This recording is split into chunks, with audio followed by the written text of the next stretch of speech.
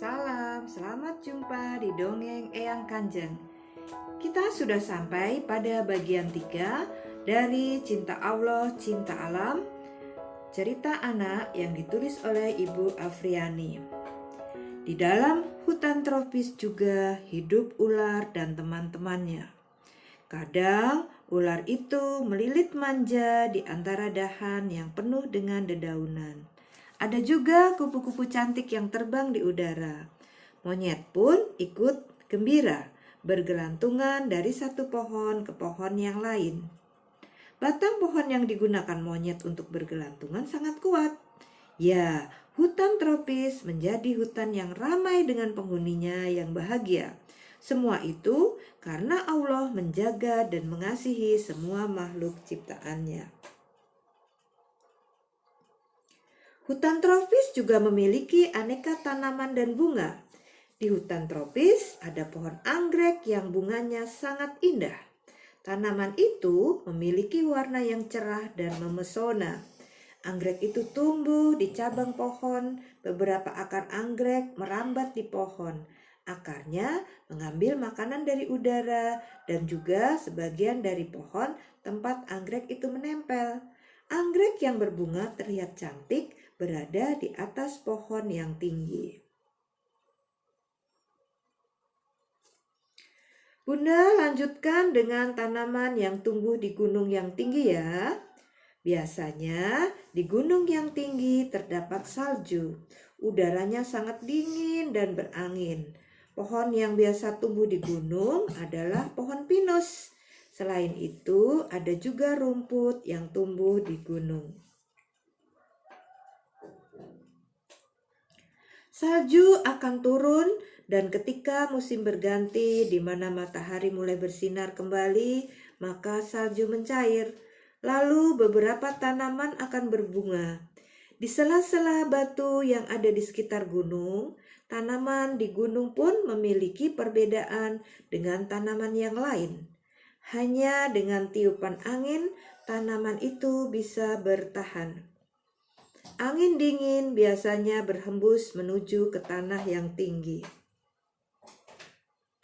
Asifa, kau juga harus tahu ya nak, masih ada dataran yang paling dingin di dunia ini. Namanya kutub. Ada kutub utara dan ada kutub selatan yang sering diselimuti salju. Penduduknya bernama penduduk Eskimo. Bagaimana dengan kehidupan binatang dan tanaman yang ada di kutub? Mau tahu ya? Apa jawabannya? Kehidupan di kutub juga dalam penjagaan Allah.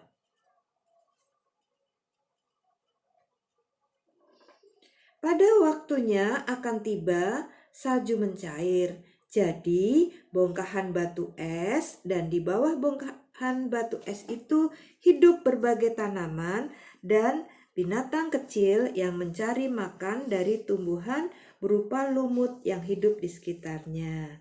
Rusa kutub mengais salju dengan kukunya dan memakan lumut dan sejenisnya yang ada. Tiba musim panas yang hanya sebentar di kutub menjadikan bunga-bunga bermekaran. Sekarang kita kembali pada kehidupan yang ada di sekitar kita ya. Bagaimana tanaman yang ada di kota besar? Ya, kita bisa melihat banyak pohon yang tumbuh di kota besar. Ada pohon yang ditanam di tempat parkir, di halaman sekolah, atau di sepanjang jalan yang kita lewati. Pohon itu menjadi pelindung pejalan kaki atau orang yang berolahraga di pagi hari. Dengan adanya pohon besar, menjadikan kota itu sejuk. Asifa, kita juga harus mengenal bagaimana dengan tanaman yang ada di sekitar rumah.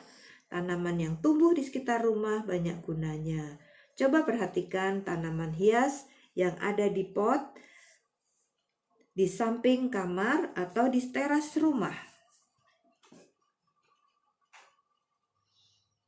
Sangat indah dilihat dan menyejukkan mata yang memandang.